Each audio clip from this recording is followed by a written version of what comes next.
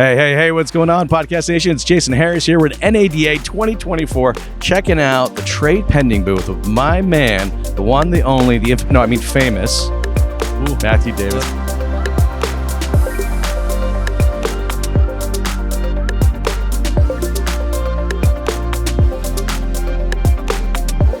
What's up, brother? Yeah, good to see you. How you doing? Doing great. Doing great, man. I'm so glad we connected, dude. I got to be honest with you. We just before we started recording, some people came over and started, giving you a nice pat on the back for your guys' content, and you have just, nice. and that's how we connected. I was just like, I dig your vibe. Like I'm loving what you're doing, and it's just like, because you're willing to step out of the box and have a little fun with it, There's a lot of really boring software marketing out there. Yeah. And we're trying not to do that. Well, no, and I wildly appreciate it. All right. Well, I wanted to take some time, jam with you, and just find out like what's new and exciting with trade pending. I mean, I'm always hearing about you guys, in the news in some way or form, or on social. So it's like, so what's new and exciting for you? Yeah, the back half of 23 was kind of busy for us. No kidding. So here's where we are. So we've built and bought basically now a total of 8 products. And 3 of those through acquisition, or 4 of those through acquisition in 2 years. And so if you think about, well, what the heck is trade pending up to right now?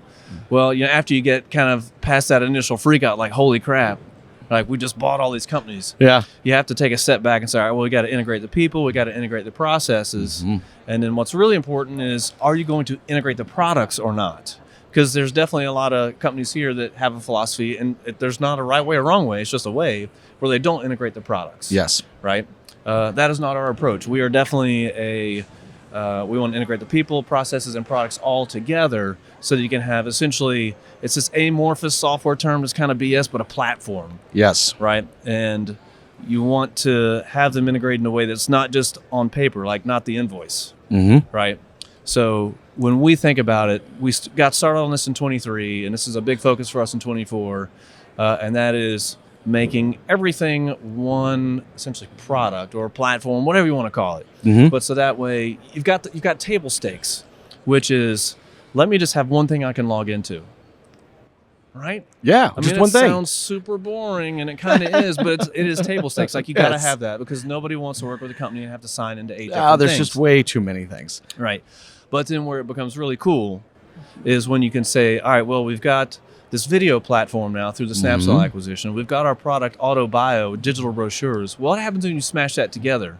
Well, so now you as a salesperson could be sending someone everything they need to know about a vehicle and include a personalized video message in there with it.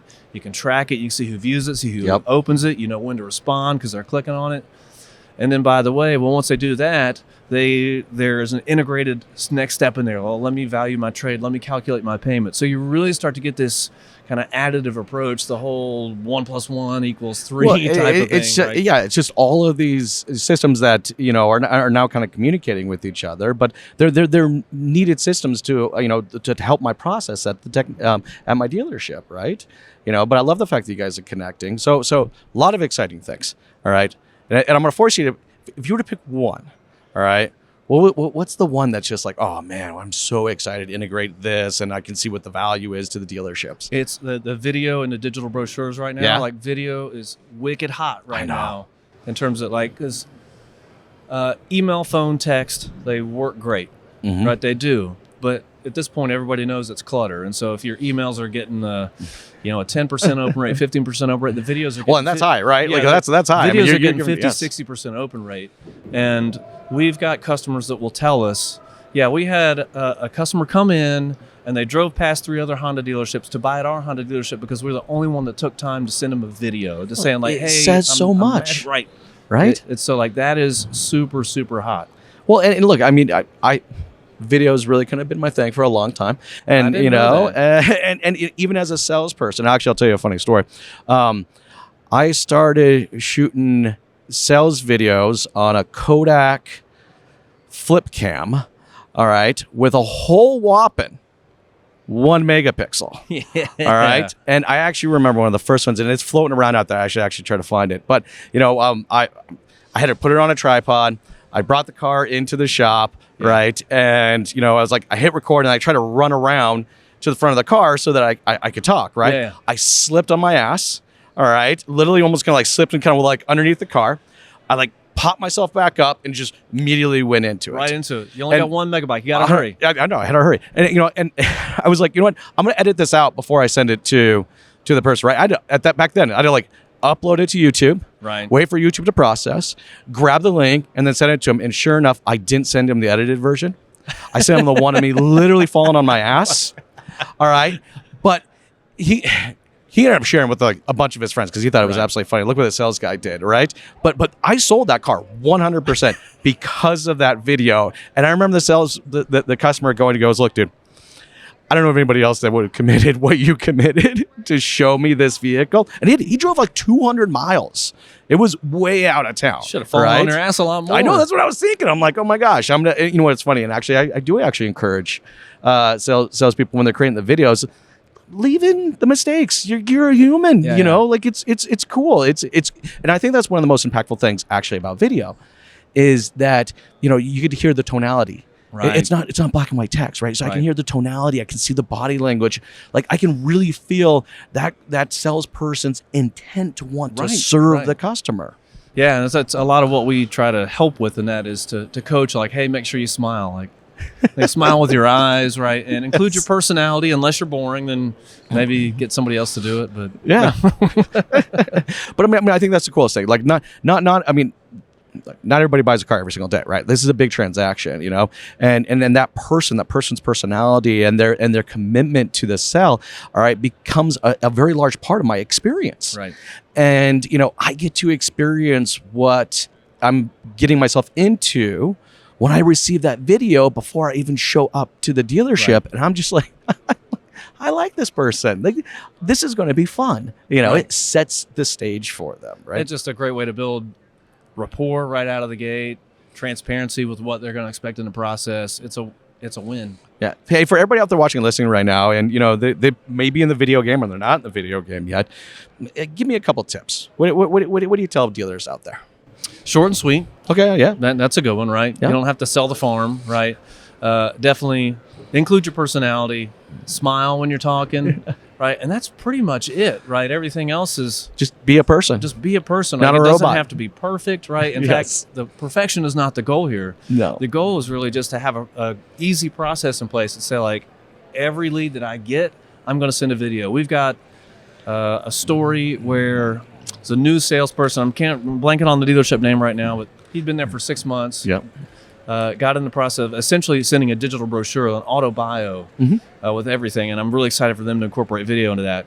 They sent one to every lead, sent 1,000 out over the course of a few months. After 6 months, he's the #1 sales guy. Yeah. Well, I think what people are realizing out there is that, when you're sending a video, you're not just selling the car. All right. Let's use an example of a new car, right? All right. So it's a new, Ford F-150. Well, I'm pretty confident there's a fair amount of new Ford F-150s out there. Tens of thousands of of F-150s out there.